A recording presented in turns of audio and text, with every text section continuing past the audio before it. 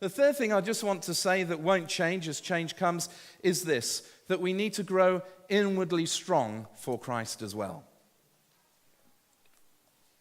Inwardly strong. On this journey, we don't accomplish much on our own.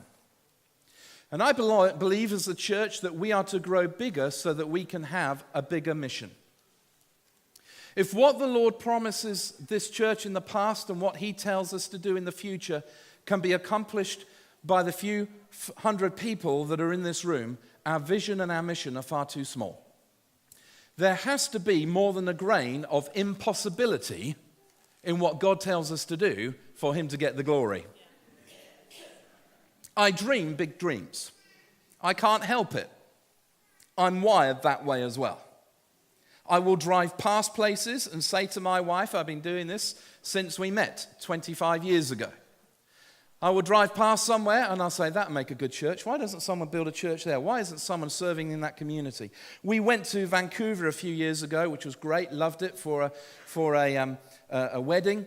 We were invited over to preach there, and we went and did this wedding. It was great, and we got lost in Vancouver and walked through the homeless section of the town.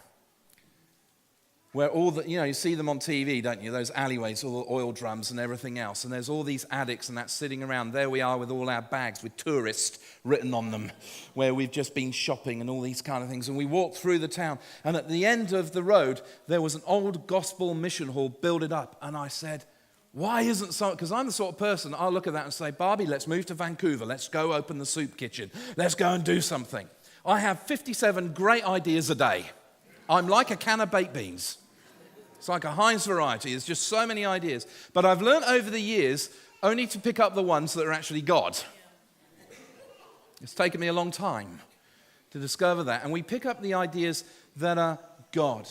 But I know this, there has to be more than just a grain of impossibility for God to get the glory.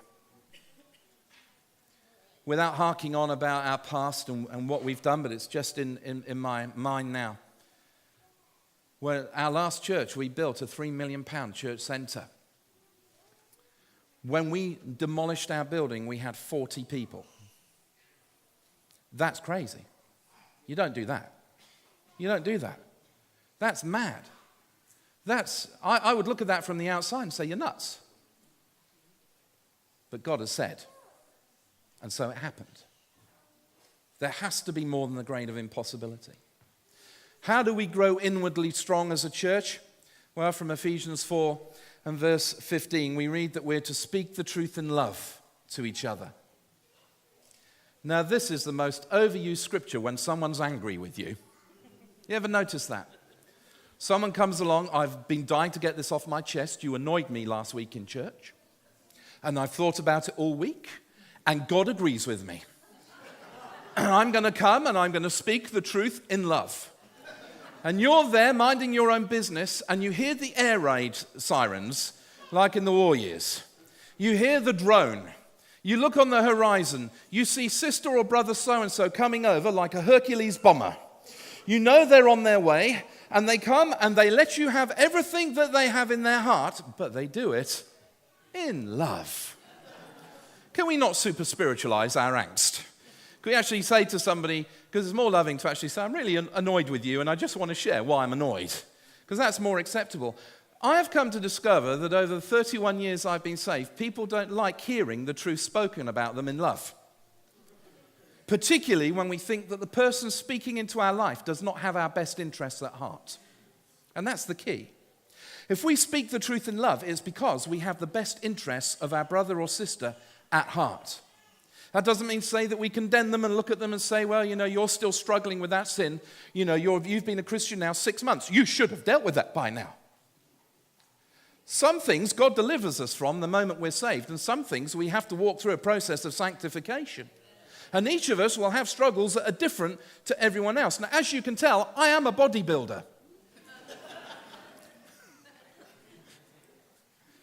John Glass has a message about building bigger people. I've taken that very seriously.